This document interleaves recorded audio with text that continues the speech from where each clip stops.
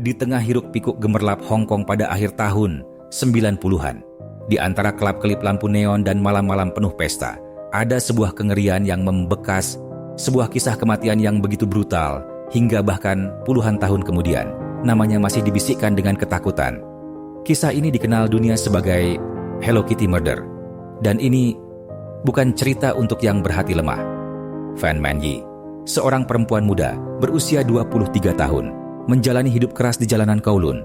Masa kecilnya suram, dibesarkan di panti asuhan, ditelantarkan oleh keluarganya. Dan sejak usia remaja, dia bertahan hidup dengan cara yang tidak pernah dia inginkan. Dia bekerja di klub malam, kadang-kadang menawarkan jasa tubuhnya, semata-mata untuk bisa makan, untuk bertahan. Pada tahun 1999, Fan sudah menikah. Ia berusaha membangun hidup baru bersama suami dan anak kecilnya. Tapi, dunia lamanya, yang gelap dan berbahaya, belum mau benar-benar melepaskannya.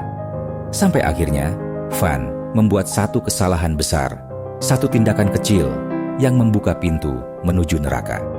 Fan mencuri dompet dari salah satu pelanggan tetapnya, seorang pria bernama Chan Man-lok, seorang anggota triad, mafia lokal yang dikenal kejam dan tak mengenal belas kasihan.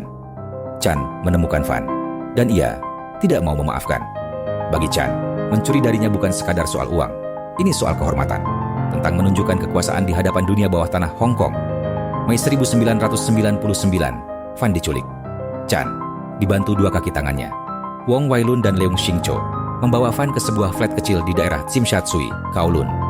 Sebuah apartemen kumuh di dalam sebuah gedung tua yang tersembunyi di antara jalanan padat, seolah menelan jeritanya dalam diam. Di sana, Fan disiksa. Bukan sehari, bukan 2 hari, tapi lebih dari sebulan. Mereka memukulnya, menyetrumnya, membiarkannya kelaparan, mengikatnya dengan tali, dan memukulnya dengan pipa besi. Mereka bahkan memaksa Fan memakan kotorannya sendiri. Setiap malam, di flat pengap itu, Fan menangis, tapi tak ada yang mendengar, tak ada yang menolong.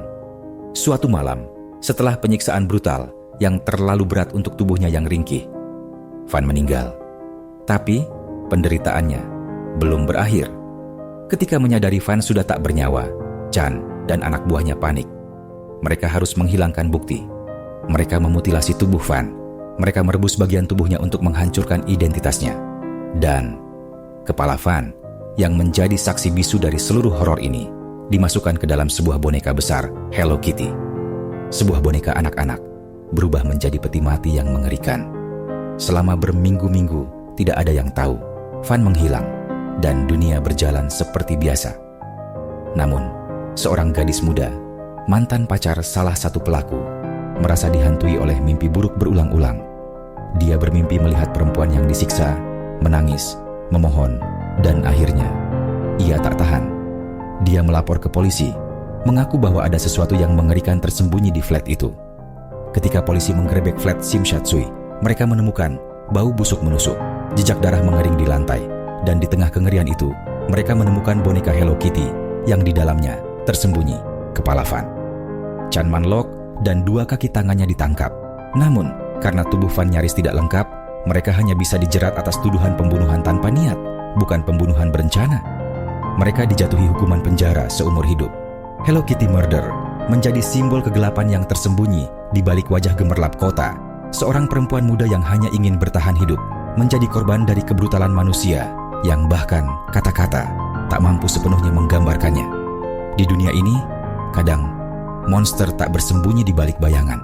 Mereka berjalan di antara kita, bersembunyi di balik senyuman, di balik boneka polos bernama Hello Kitty.